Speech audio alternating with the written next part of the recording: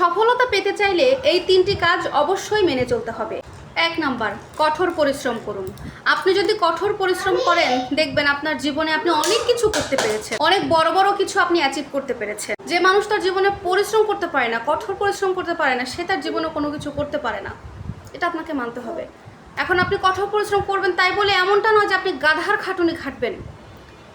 গাধার খাটুনি খেটে কিন্তু কোনো লাভ নেই। পরিশ্রম করতে হবে, কাজের পরিশ্রম, যেটা করলে আপনার জীবনে কিছু হবে। আপনি এমন জায়গায় পরিশ্রম দেবেন না যেখান থেকে আপনার জন্য তেমন বেনিফিট কিছুই আসবে না।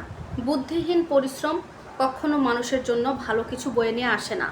বুদ্ধিহীন পরিশ্রম কখনো করবেন না। আপনি যেখানে পরিশ্রম করবেন, যেখানে আপনার সর্বোচ্চ দিয়ে কঠোর পরিশ্রম করবেন, আপনি সেখানটা আগে মেপে দেখুন আপনি এখানে কেন পরিশ্রম করছেন, কি কারণে করছেন।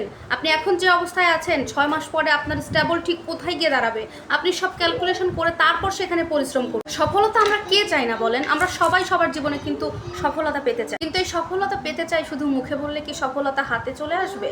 আসবে না। সফলতা পেতে হলে সঠিক কাজটা করতে হবে। সেই সঠিক কাজটা কি আপনি করছেন?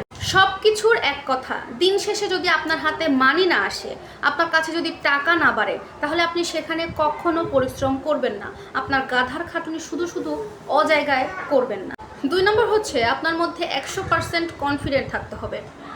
100%-এর 1% কম হলেও চলবে না। আপনার মধ্যে সেই টেন্ডেন্সি রাখতে হবে যে আমি 100% এটার মধ্যে দিব, আমার মধ্যে সেই কনফিডেন্স আছে। আপনার মধ্যে এরকম টেন্ডেন্সি রাখতে হবে যে আমার সাথে যাই কিছু হয়ে যাক না কেন, আমার সামনে যাই কিছু আসুক না কেন, আমি এই কাজ ছেড়ে কখনো কোথাও যাব না, এটা আমি করবই। আপনি যদি চিন্তা করেন বা চেষ্টা করেন যে আমার এইখান থেকে ভালো কিছু আসবে, অবশ্যই সেখান থেকে আসবে। এই কনফিডেন্সটা থাকা খুব জরুরি।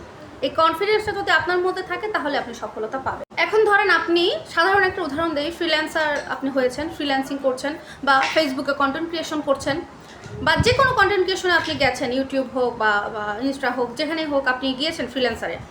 এখানে আপনার কি টার্গেট থাকতে হবে যে আপনি এখন যে অবস্থায় আছেন 6 মাস বা 1 বছর পরে আপনার একটা গাড়ি থাকবে, আপনার একটা বাড়ি থাকবে, আপনার একটা ভালো জায়গা থাকবে, আপনি ভালো ভালো জায়গায় ঘুরবেন, আপনার একটা স্টেবল হবে, আপনার একটা জায়গা হবে। এটা টেন্ডেন্সিটা রাখতে হবে। তবেই কিন্তু আপনি 1 বছর পর গিয়ে 2 বছর পরে গিয়ে এই স্বপ্নগুলো পূরণ করতে পারবেন।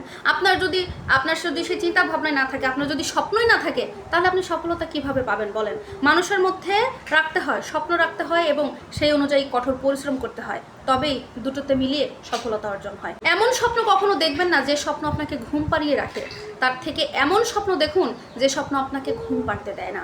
3 নাম্বার, জেদ থাকতে হবে। তাই বলে আবার ভাববেন না যে নেগেটিভ জেদ, নো, নেগেটিভ জেদ নয়, পজিটিভ জেদ থাকতে হবে, রাখতেই হবে।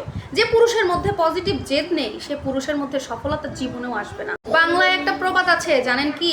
নারীর মধ্যে যদি জেদ থাকে নারী খারাপ পথে যায়, আর পুরুষের মধ্যে যদি জেদ থাকে তাহলে পুরুষ রাজার সিংহাসন পায়। ভাই, তোমার মধ্যে সেই জেদটা থাকতে হবে, তবেই তুমি তোমার জীবনে বড় কিছু হইতে পারবা। কিন্তু অধিকাংশ ছেলের মধ্যে কি আছে জানেন?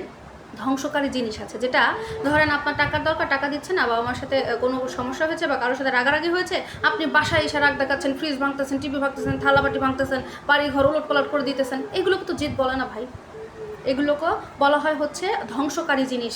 এগুলো জিদ না, এগুলো বাদ দিতে হবে। পজিটিভ জিদ আনতে হবে, যে জিদ আপনাকে রাজার সিংহাসন পাইতে বাধ্য করে। আশা করি আপনারা কথাগুলো পজিটিভলি নেবেন এবং ভালোভাবে নেবেন। আপনাদের মতামত অবশ্যই কমেন্টে জানাতে পারেন এবং আজকের ভিডিও এখানে শেষ করছি। কেমন লাগলো অবশ্যই কমেন্টে জানিয়েন। আল্লাহ হাফেজ, দেখা হবে পরবর্তী ভিডিওতে।